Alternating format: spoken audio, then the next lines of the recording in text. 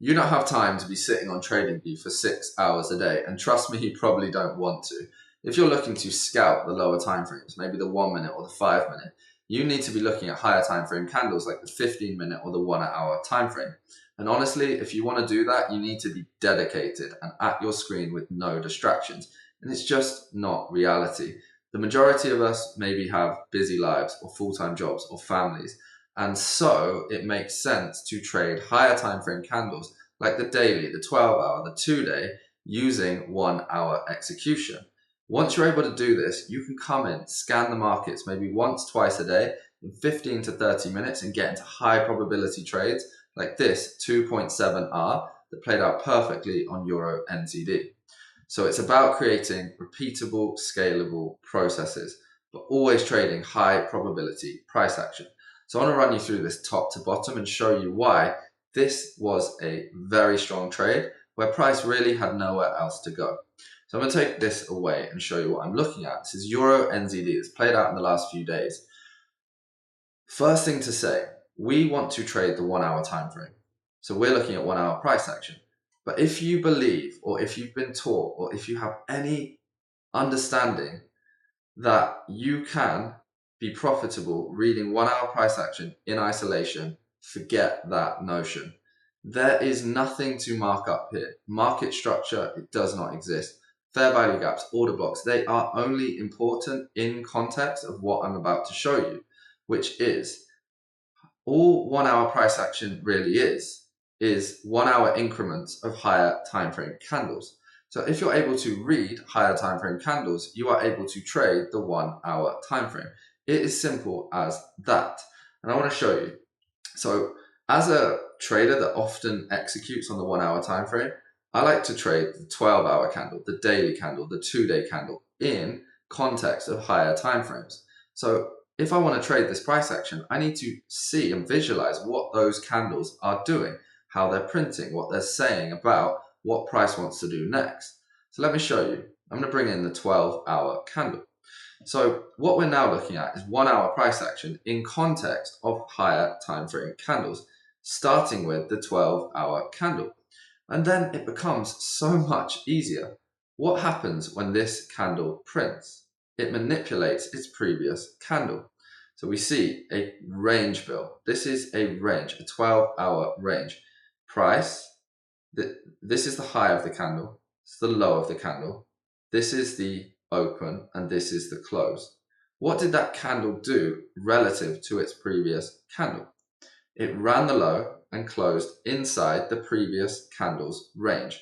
So what this effectively means is that price has done its job of raiding the liquidity at the low of the previous candle. It is now looking to distribute to the opposing end of the range. This is classic accumulation and manipulation. So if you're just visualizing the 12-hour time frame, your most likely next destination for price is here. This is the 12-hour target. And essentially what this means is that this level here is an invalidation level. This is our 12-hour invalidation level. Because price has done its job, it's already raided the liquidity at the low of the previous candle. Accumulation, manipulation, and now distribution.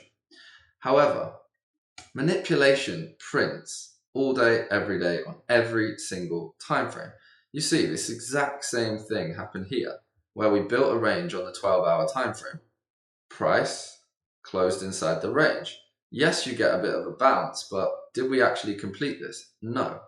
Then what happens? Price builds a new range here, runs the high, closes inside, and then attacks the low. So this plays out. This plays out. This does not. Why is that the case? Because again, the 12-hour is also printing in context of its own higher time frame candles. So what we need to understand when we're trading the 1 hour time frame is we are not just trading a 12-hour candle, a daily candle, a 2-day candle. We need to understand how these candles actually print relative to one another. Once you're able to do that, your trading will absolutely transform. You'll be able to look at a market and say, not interesting, or interesting in a flash. And when you see something that's interesting, zone in to find exactly your trade and then walk away. And that is the beauty of being a trader that is able to read higher time frame candles. So let's continue with this. I'm going to take away the 12-hour. We know the 12-hour candle printed at this exact moment.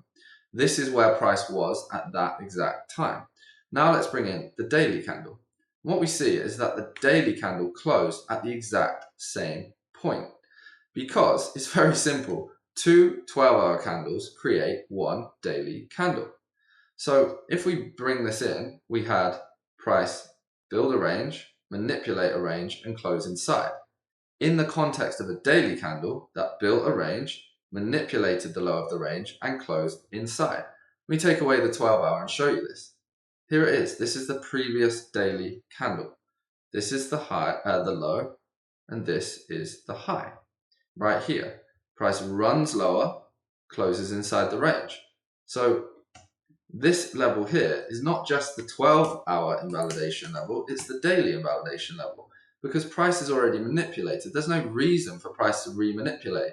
It's already done its job. It's ready to distribute. So now we don't just have a 12-hour target, we have a daily target. So now we're starting to stack higher timeframes. We're adding to the probability that our trade is actually going to play out. What next? Well, we can bring in the 2-day candle. And what do we see? We had a continuation candle that has already been manipulated. Why was it a continuation candle? Because it closed above its previous candle. The price has already run the low.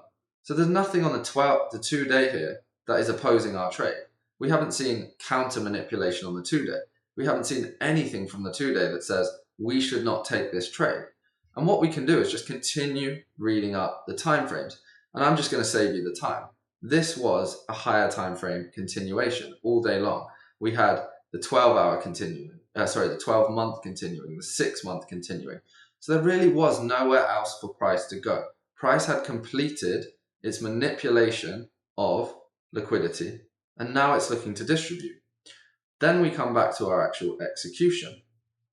So yes, we come in the morning and we say, okay, EURNZD is something I want to trade. I truly believe price is going to go up, and actually there's cause for much higher price action.